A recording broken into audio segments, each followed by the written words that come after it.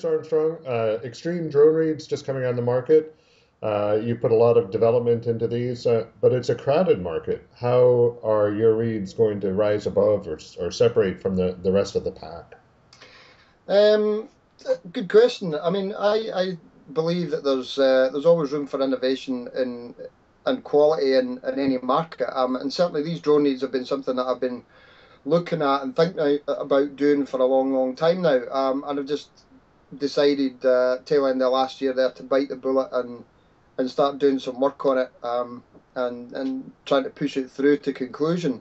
So I don't think it's not down to there being a right time to do these things. I think if you can bring something to the table that's new and perhaps interesting, and try to push the boundaries, there's always going to be space for something like that in the market. Right. So what aspect of the reeds do you think is going to be different? What can people expect to get from X-Treme drone reeds? Well, first of all, there's two models. Both models, in terms of design and manufacture, are exactly the same. The engineering is the same. What the difference is between the two models is that you've got the premium version of the reeds, which offers moisture resistance, but using an actual hydrophobic material. And so therefore, I mean, the nature of the material that I've used in the manufacture of the reeds is that it repels moisture.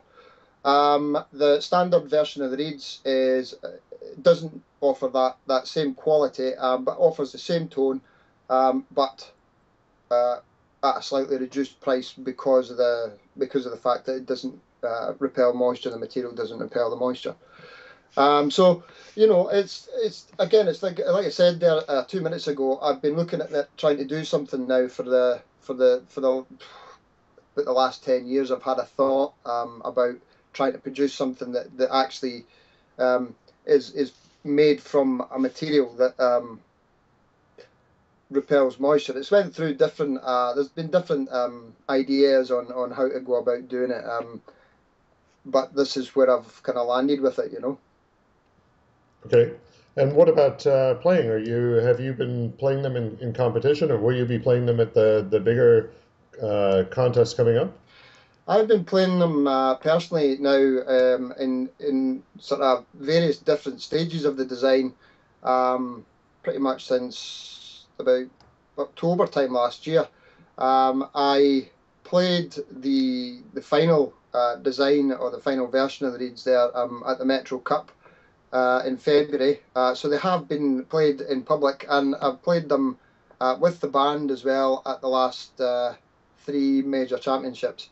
So they've been played in public, but not knowingly. And I deliberately did that because I was curious as to see what kind of reaction I would get. Now, that might seem a bit strange, but what I figured is that if particularly playing it in a solo event like the Metro Cup, where you're up there doing your thing by yourself, if there was going to be any noticeable difference in my own bagpipe, and I don't think there was, because certainly nobody commented on them being any quieter or any different really.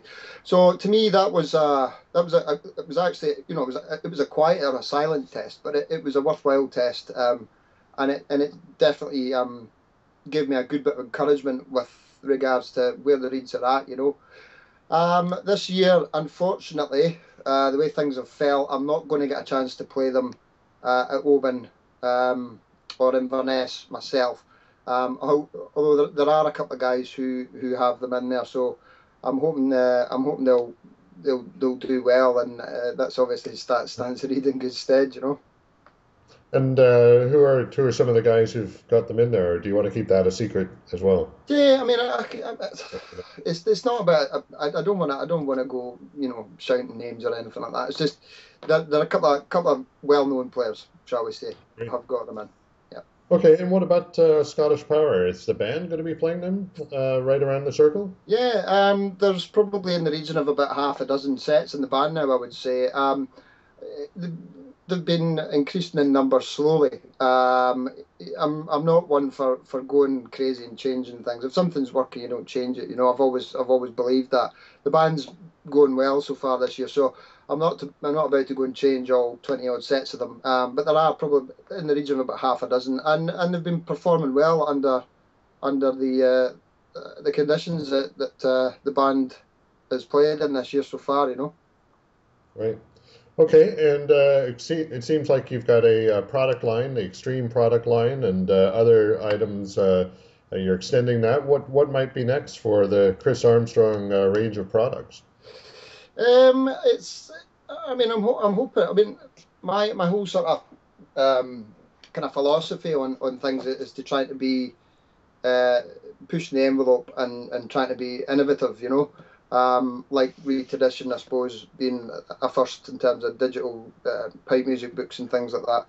So I've got a few ideas in the pipeline. I suppose maybe ultimately I'd like to be looking at doing uh, my own pipes at the end of the day. I'm very curious about pipes and what makes a good set.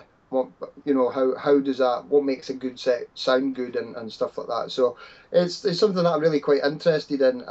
And once hopefully once I get things up and running with the reads, it'll be something that I'll maybe be able to put a bit more time into and certainly do a bit of investigation at wards, you know. All right. Well, we'll look forward to that, and we'll look forward to hearing the reeds in action. And why don't we hear them in action right now with a bit of a video clip that you put together for us?